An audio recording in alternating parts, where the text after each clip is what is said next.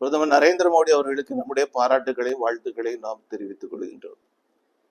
அந்த விழிஞம் துறைமுகம் எத்தனை ஆண்டுகள் பிரச்சனைக்குரியதாட்டு இருந்ததுன்னு உங்களுக்கு தெரியும். ஏறக்குறைய 20-30 வருஷம் அந்த விழிஞம் துறைமுகம் பிரச்சனைக்குரிய ஒரு துறைமுகம்.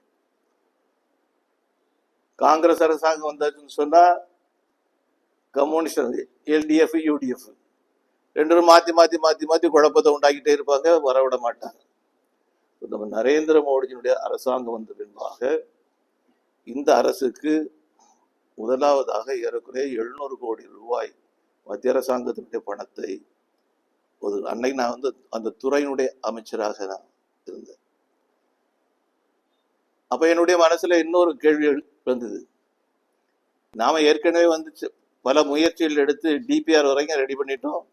கன்னியாகுமரியில் அன்று குளச்சல் துறைமுகம்னு அறியப்பட்ட ஒரு விஷயம் கன்னியாகுமரி மாவட்டத்துக்கான துறைமுகம். எல்லா முயற்சியும் எடுத்தாச்சு.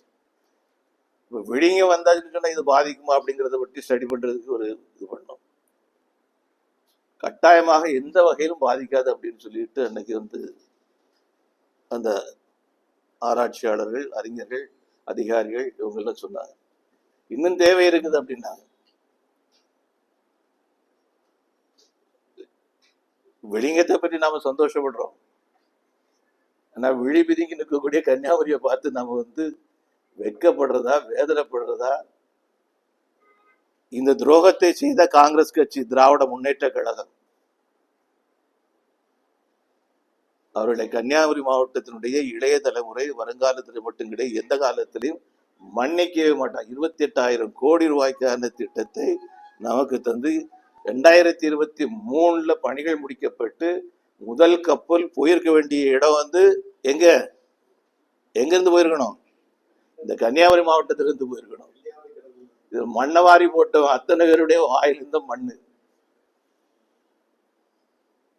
அவை கன்னியாகுமரி மாவட்டத்துக்கு பிரதமர் நரேந்திர மோடிஜி அவர்கள் 28,000 கோடியில துறைமுகம் தந்தார்கள்.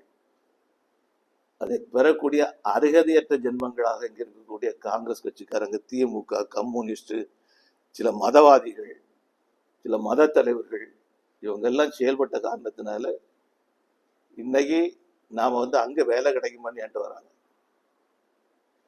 அங்க ஒரு லெட்டர் தருவீங்களா அப்படின்னு.